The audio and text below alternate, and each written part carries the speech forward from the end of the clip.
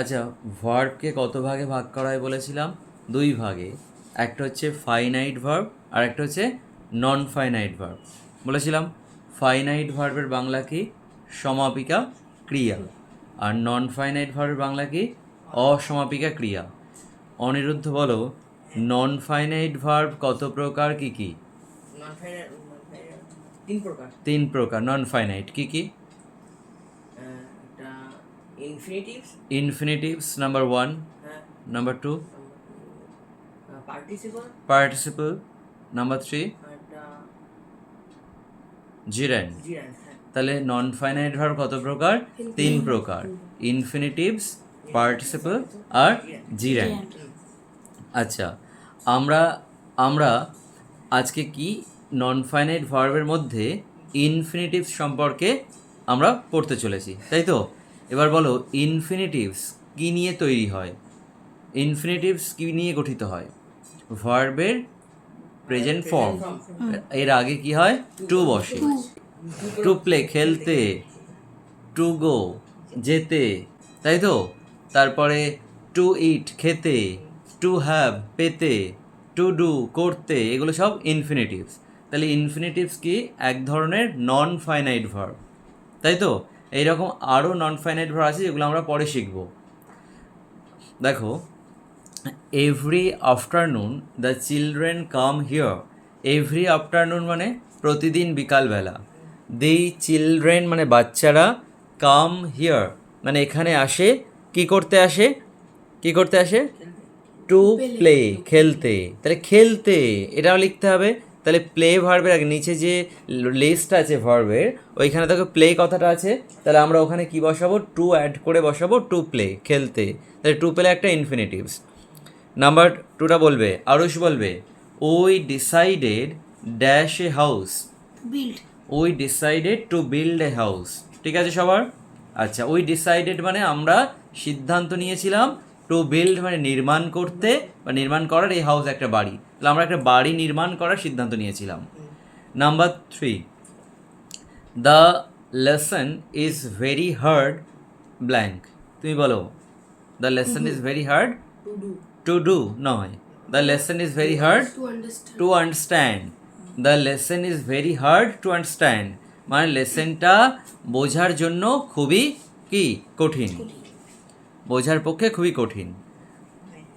তুমি বলবে, Zishan, I am sorry dash you in my birthday party. I am sorry আমি দুঃখিত, to miss you in my birthday party আমার birthday পার্টিতে তোমাকে মিস করে আমি খুব দুঃখিত। সৃজয়ী বলবে, he forgot dash the letter. He forgot to post the letter. He forgot মানে সে ভুলে গিয়েছিল, টু পোস্ট দ্য লেটার লেটারটিকে পোস্ট করতে। আচ্ছা, রূপঙ্কর বলবে, we go to school dash. We go to school to learn আমরা স্কুলে যাই শিখতে। তাহলে দেখো সব কটাই কিন্তু ইনফিনিটিভস দিয়ে ফিল করছি, তাই না? তারপর ব্ল্যাঙ্ক দিয়ে is to learn. Aniruddha to have নয়, 7 number 7 dash is to learn কি হবে? নয়। Aarush, to read, to have মানে তো পেতে, to read is to learn. To read is to learn মানে কি? পড়া হয় কি? শেখা।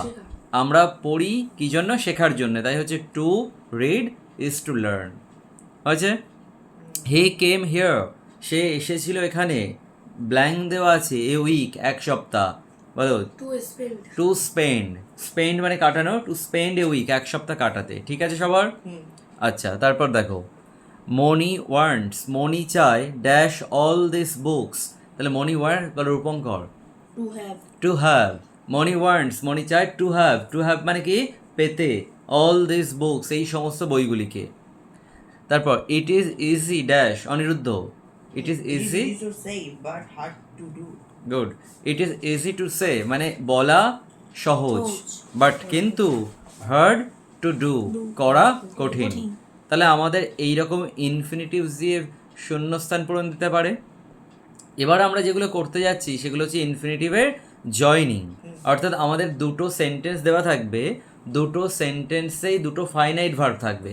আমাদের কি করতে হবে, একটা ফাইনাইট ভার্বকে ফাইনাইট ভার্বের মতো রাখতে হবে, আর একটা ফাইনাইট ভার্বকে আমাকে নন ফাইনাইট অর্থাৎ ইনফিনিটিভ বানিয়ে জয়েন করে দিতে হবে সেন্টেন্স দুটোকে। নাম্বার 1 দেখো, হি ওয়েন্ট টু কলকাতা, মানে সে কলকাতায় গিয়েছিল। আচ্ছা, হি ওয়ান্টেড, সে চেয়েছিল টু ভিজিট এ ডক্টর, একজন ডক্টরের সঙ্গে ভিজিট করতে, মানে ডক্টর দেখাতে গিয়েছিল। আচ্ছা বলো অনিরুদ্ধ, বলো কি লিখেছো? He went to Kolkata to visit a doctor. Good, he went to Kolkata to visit a doctor. ঠিক আছে, এই যে সেন্টেন্সটা আমি জয়েন করলাম না, এটা রেডিমেড সেন্টেন্স, অর্থাৎ এগুলো এটা ইনফিনিটিভ অলরেডি তৈরি করে দিয়েছে, আমরা জাস্ট বসিয়ে দিলাম। কিন্তু এক্সামের সময় কিন্তু এই সহজ জিনিসগুলো আসে না, এক্সামের সময় দুটো ফাইনাইট ভার্ব দিয়ে দেয়, নন ফাইনাইট করে নিতে হয় একটাকে, দুটো ফাইনাইট দেয়, একটাকে নন ফাইনাইট বানাতে হয়। কিন্তু এখানে তোমাকে ইনফিনিট গঠন করতে হলো না, গঠন করা ছিল। আচ্ছা, সৃজয়ী বলবে আই হ্যাভ নো মানি, আমার কোনো টাকা নেই। আই ক্যান নট বাই ইট, আমি এটা কিনতে পারি না। I have no money to buy. Good, I have no money to buy it হয়েছে। আরুষ বলবে হি ওয়ার্কস হার্ড, মানে সে হার্ড ওয়ার্ক করে। হি ওয়ান্টস, সে চায় to win the first prize, প্রথম পুরস্কারটি জিততে। He works hard to win the first prize. Good, he works hard to win the first prize হয়েছে সবার। আচ্ছা, তারপরে দেখো, every cricket team has a coach, মানে প্রত্যেক ক্রিকেট টিমের আছে একজন করে কোচ। হি ট্রেন্স দি প্লেয়ার, হি মানে তিনি, ট্রেন মানে কি প্রশিক্ষণ দেওয়া। হি ট্রেন্স কেন লেখা আছে, কেন একটা ফাইনাইট ভার্বে লেখা আছে, ভার্বের সাথে এস বসবে সিম্পল প্রেজেন্ট টেন্স হলে। তো হি ট্রেন্স দি প্লেয়ার্স, তিনি প্লেয়ারদেরকে প্রশিক্ষণ দেয়। বলো জিশন।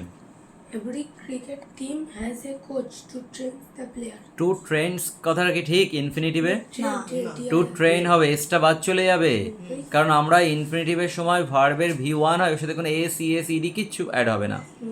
তাহলে every cricket team has a coach to train the players হয়েছিল, বুঝে নিয়েছো? এই ভুলটা নেক্সট টাইম করবে না। আচ্ছা, তারপরে দেখো, উই ওয়েন্ট টু দিল্লি, আমরা গিয়েছিলাম দিল্লিতে। Our object was to see the Red Fort. Our object মানে বলতে পারবে এখানে অবজেক্টের মানে কি? উদ্দেশ্য। গুড, এর আগে আমরা অবজেক্ট মানে পড়েছি বস্তু, আমরা অবজেক্ট মানে পড়েছি কর্ম, পড়িনি? সাবজেক্ট মানে কর্তা, অবজেক্ট মানে কর্ম পড়েছি। এখানে অবজেক্ট উদ্দেশ্য, আওয়ার অবজেক্ট আমাদের উদ্দেশ্য, ওয়াজ ছিল, কি ছিল? To see the Red Fort, লাল কেল্লা দেখা। বলো Aniruddha. We went to Delhi to see the Red Fort. হ্যাঁ, we went to Delhi to see the Red Fort. আচ্ছা, দে কেম হিয়ার লাস্ট ইয়ার, তারা এসেছিল এখানে গত বছর। They wanted to spend the winter, তারা চেয়েছিল শীতকালটা কাটাতে, তাই তো? বলো Rupankar. They came here last year to spend the winter. হ্যাঁ, they came here last year to spend the winter. ঠিক আছে সবার? আচ্ছা, আরুষ বলবে the man took a piece of paper, লোকটা নিয়েছিল এক টুকরো কাগজ, তাই তো? He wanted to write on it, তিনি চেয়েছিলেন এর উপরে লিখতে। বলো। The man took a piece of paper to write on it. Good, the man took a piece of paper to write on it হয়েছে সবার। আচ্ছা, Zishan. The farmer collected some saplings, মানে কি কৃষকটা সংগ্রহ করেছিল কিছু স্যাপলিংস, মানে কি চারা গাছ সংগ্রহ করেছিল। আচ্ছা, হি ওয়ান্টেড, তিনি চেয়েছিলেন টু প্লান্ট দেম, পুঁততে সেগুলিকে, ইন হিজ গার্ডেন, তার বাগানে। বলো Zeeshan. The farmer collected some saplings to plant them in his garden. Good, তারপর next, every morning Raghu takes exercise. Every morning, প্রতিদিন সকালে, রঘু টেক্স এক্সারসাইজ মানে রঘু ব্যায়াম করে। Thus he keeps his health, thus মানে এভাবেই, হি কিপস হিজ হেলথ, তার স্বাস্থ্য ধরে রাখে, বজায় রাখে। বলো। Every morning, Raghu takes exercise to keep his health. To keep হবে, কিপস হবে না। কি হবে? লিখে আছে সবাই? আচ্ছা, every morning Raghu takes exercise to keep his health. Next,